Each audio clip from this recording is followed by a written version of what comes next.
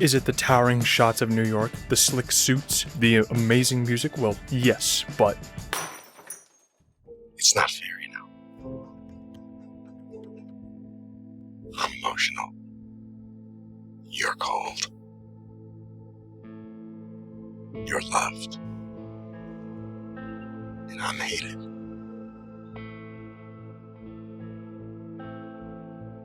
humanity. I don't usually watch dramedies, but what made me stick to this one are the performances. Brilliant writing and dialogue working together to give so much depth to each character. I don't know if I've ever seen such human portraits of people before. The last I can think of being this blown out of the water by a live-action performance was probably Daredevil or The Walking Dead. Suits is Corpo Propaganda in the best sense. If you've ever wondered what the life of a traumatized corpo would be, well, here you go. Ambition, the hierarchy of power, corporate allies devouring each other, fragile hopes and dreams, secrets and friendships, it's all here and tied together by some of the best performances I've ever seen. There's so much raw humanity in it though too. I've seen seasons 1 through 5 and it's never felt soulless.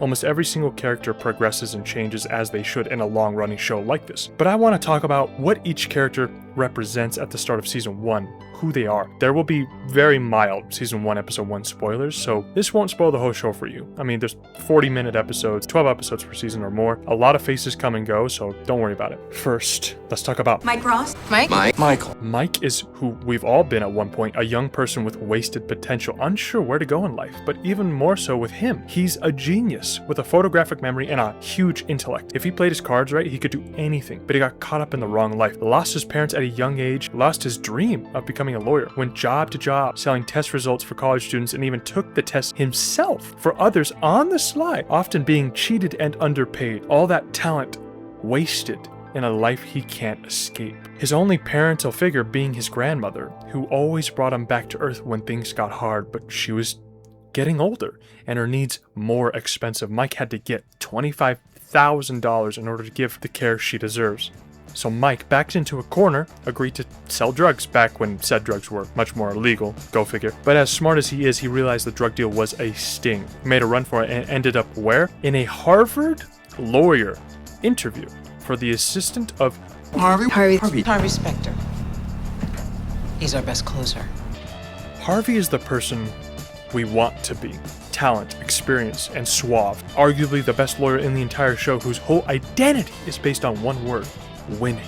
Every case he's handed, every opponent he crushes, every person he dazzles. That's who Harvey is. The ace up your sleeve, a cold and smooth operator who can get any client to do what he wants when he wants, and he's loved for it. Admired despite the fact that he's honestly pretty distant at times and mostly cares about himself at first. Yet it doesn't matter. No one questions Harvey because he is Harvey. So what happens when the best closer in New York meets a gifted genius down on his luck?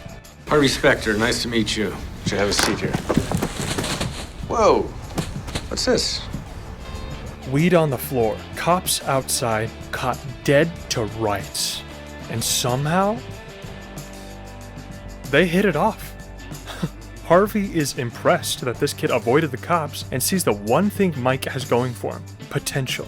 Harvey knows talent when he sees it, but he can't hire him because Mike never went to Harvard. And yet, with no Harvard education, law school education, or experience, Mike beats Harvey in the one area he can: memory of the law. Mike studied those tests. With his photographic memory and genius intellect, this is really the only way he could beat Harvey. On the fence, the last thing that convinces him that Mike's worthy, not his talent, it's Mike's dream to be a lawyer.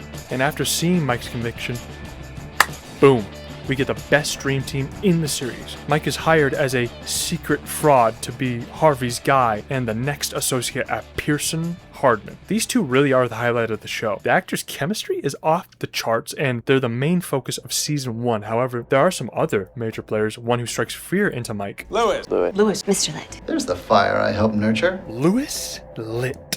The man we despise. A cocktail of pettiness, arrogance, and spite rolled up into one of the best lawyers in the show. Harvey's opposite. Someone we don't want to be. His life is ruled by emotion, claims that his associates are his children, and treats them like shit. He's fiercely loyal to Pearson Hardman, the same firm Harvey's at. Louis is interesting because his strict standards loves the law and would never do anything illegal, yet at the same time he can be so underhanded in other ways, so hated. One of the best characters with, in my opinion, the most depth. What happens when Mike meets Louis? Louis fires another associate right in front of Mike just to terrify him into doing a good job. Louis functions as the gut check to the associates at Pearson Hardman. The reason he isn't stopped is because, like Harvey, he delivers results, and arguably this treatment weeds out those who can't make it in the firm from those who will thrive. He does have a few weak points though, a weak point that most of the entire cast seems to share, which is Donna. Donna. I'm Donna. I know.